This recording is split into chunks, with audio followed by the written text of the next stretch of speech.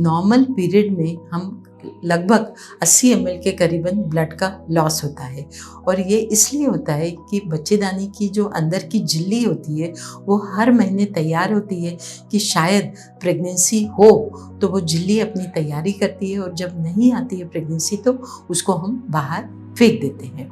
तो ये एक नॉर्मल तरह का ब्लड माना जाता है, इसमें कोई गंदगी नहीं होती है। पर कभी कभी महिलाओं को असमय रक्तस्राव होता है, या तो पीरियड के टाइम पे हेवी हो रहा है, या बीच बीच में होने लग गया, या मेनोपॉज होने के बाद में भी हो सकता है। तो आइए हम इसके कारणों के बारे में जानते हैं। मैंने इसको 3 भाग में डिवाइड किया है। पहला, रिप्रोडक्टिव एज, जो हम 25 से 40 साल की उम्र में होता है। इन महिलाओं में या तो हार्मोन की वजह से, या कभी कभी छोटी गठाने, फाइब्रॉइड, एडिनोमायोसिस या एंडोमेट्रियल पॉलिप की वजह से रक्त का रिसाव हो सकता है।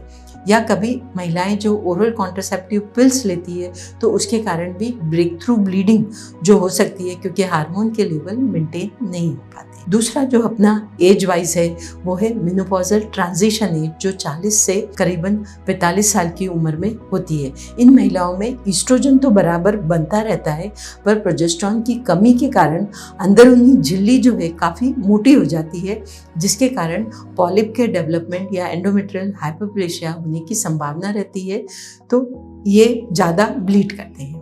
और तीसरा जो हमारा होता है, मेनोपॉज के बाद में होने वाली जो ब्लीडिंग होती है, इस समय हमारी अंदरूनी झिल्ली बहुत पतली हो जाती है, तो उसके कारण कैपिलरी फ्रेजिलिटी के कारण ब्लीडिंग होने की समस्या हो सकती है। यहाँ पे भी हमारे पॉलिप, फाइब्रॉइड हो सकते हैं, और कभी कभी 4 या 8% ऑफ केसेस में एंडोमेट्रियल हाइपरप्लेसिया, जिसको हम कैंसर से होने वाली पहले की स्टेज बोलते हैं, या बच्चेदानी के अंदर का कैंसर हो सकता है। और कुछ महिलाएं जो है वो ब्लड थिनर्स लेती है, जैसे एस्प्रिन हो गया, क्लोपिडोग्रेल हो गया, जिनमें खून में थक्का जमने की क्षमता जो है वो कम हो जाती है। इसके कारण भी खून का रिसाव हो सकता है।